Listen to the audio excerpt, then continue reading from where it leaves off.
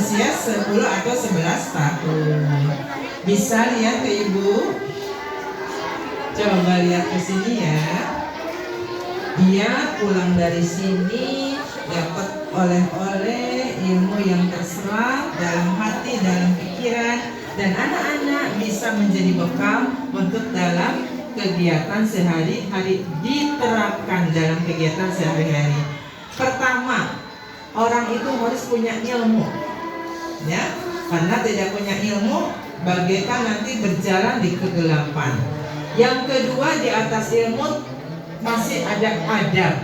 Adab itu adalah etika, bagaimana ucap dan tindak kita yang sesuai diajarkan oleh Rasulullah Shallallahu Alaihi Wasallam. Salah satunya, jika ada yang bicara harus kita hormati, harus kita dengarkan dengan cara yang baik, duduknya rapi.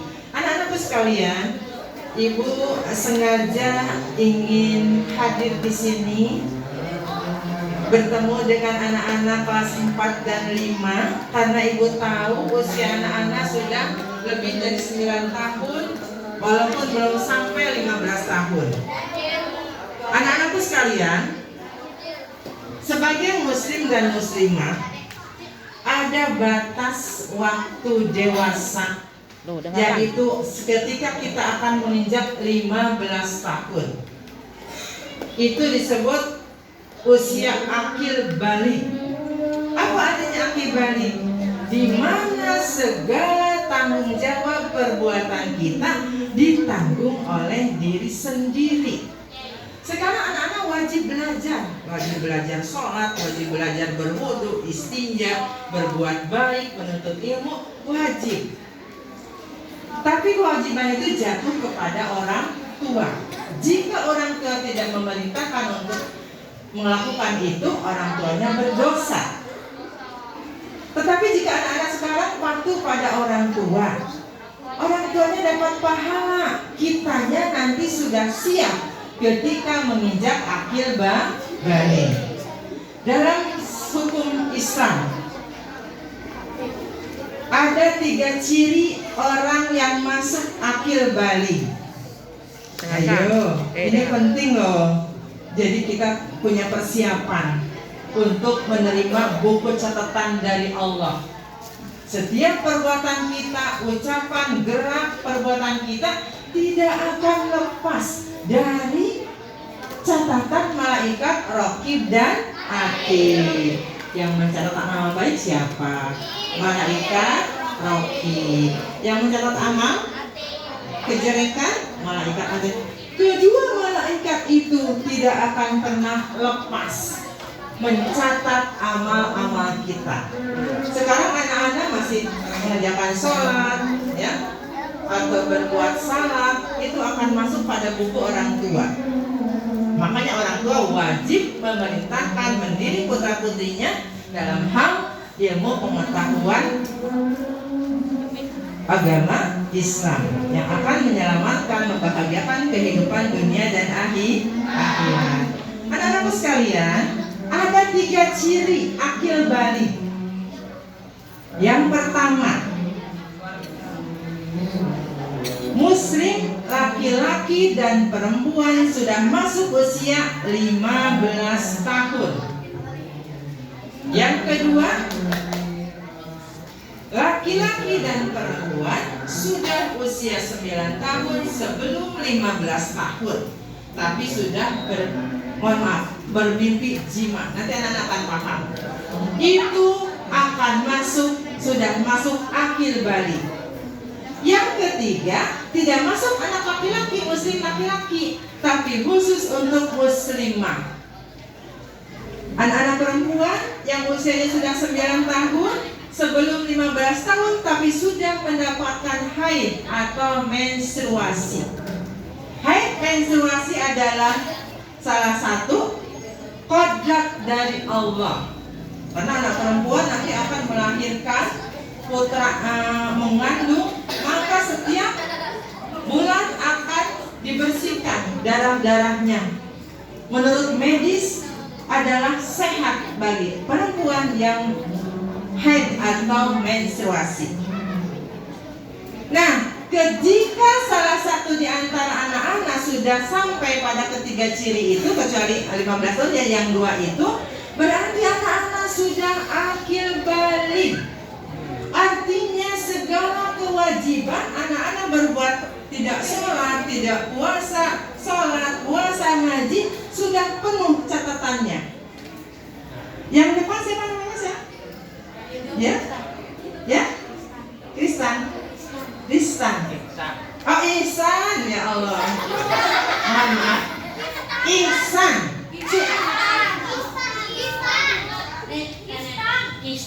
Ihsan, iya. Ihsan, ya Allah. Mohon maaf Ibu ya. Maklum sudah lagi puasa ya. Iya. Nanti kalau Krista sudah 15 tahun, maka akan bisa dapat buku judulnya setiap anak kita bin anu, tidak akan tertukar berapa puluh juta orang jumlahnya. Anak-anak nanti sudah 15 tahun punya buku catatan yang dicatat oleh malaikat Raqib dan Atid. Nah, salah satu hikmah kita mengiman kepada para malaikat, kalau kita hafal apa tugas-tugas malaikat, ingat pada malaikat, tugas malaikat Raqib dan Atid, hikmahnya jika kita akan berbuat salah, maka ingat, oh iya, kalau saya berbuat salah, ini akan dicatat oleh malaikat Atid. Malaikat Atid itu, catatan malaikat Atid kalau banyak akan memberatkan timbangan ke sebelah kiri. Halo? Bisa lihat Ibu sedikit lagi. Nah, jika anak-anak sudah punya buku sendiri, artinya punya tanggung jawab sendiri, ya, punya catatan sendiri, lalu buku itu nanti diapakan ya? Buku itu nanti akan Allah berikan di satu tempat di padang mahsyar. Satu tempat ketika kita sudah melewati fase hari kiamat, kemudian manusia akan dibangunkan oleh Allah dari sejak Adam sampai akhir hari kiamat. Itu di Yaumil Ba'ats, dibangunkan manusia di alam kubur dan akan digiring ke tempat bernama padang mahsyar. Anak-anak, situasi di padang mahsyar, manusia berkumpul dari sejak Nabi Adam sampai hari kiamat, dikumpulkan di satu tempat bernama padang mahsyar. Dan tak ada satu pohon pun untuk berteduh, ya. Kemudian kondisi matahari hanya satu hasta di atas kepala kita. Nah, di sana kita akan dibagikan buku catatan sejak kita akil balik sampai kita meninggal. Ada 3 golongan, ya. Halo? Ada 3 golongan yang akan menerima buku, cara menerima buku itu. Satu golongan orang yang menerima dari tangan sebelah kanan. Isyarat Allah itu akan selamat. Orang yang menerima buku catatan amal di sebelah kanan, isyarat dari Allah itu akan selamat. Kemudian ada yang di tangan kiri. Isyarat dari Allah, orang yang menerima catatan amal tangan kiri akan selamat, hanya dibersihkan dulu dosanya oleh Allah. Golongan ketiga, orang yang menerima buku catatan amal di sebelah punggungnya.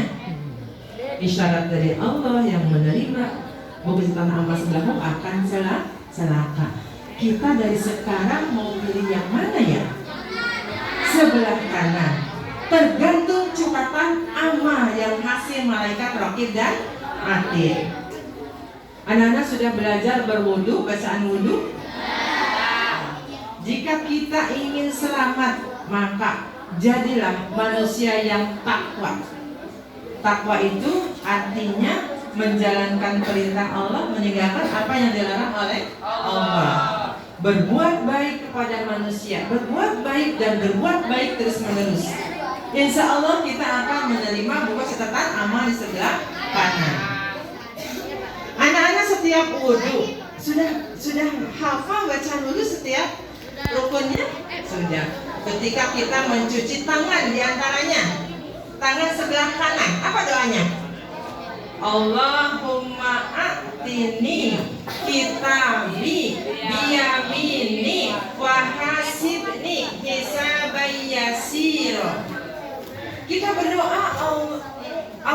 Allahumma ya Allah, atini, berikanlah kepadaku kitabku biyamini, di sebelah tangan kananku, wahasibni, dan hisablah aku hisabnya siro, dengan hisaban yang sedikit. Setiap perguru kita berdoa, ya Allah berikanlah kitabku di sebelah tangan kananku, dan hisablah aku dengan hisaban yang sedikit. Kenapa pengen dihisab sedikit? Karena ada salah satu hadis antara orang miskin yang takwa dan orang kaya yang takwa itu masuk surganya beda 15 tahun. Kenapa? Karena orang kaya dihisab dulu setiap kekayaannya.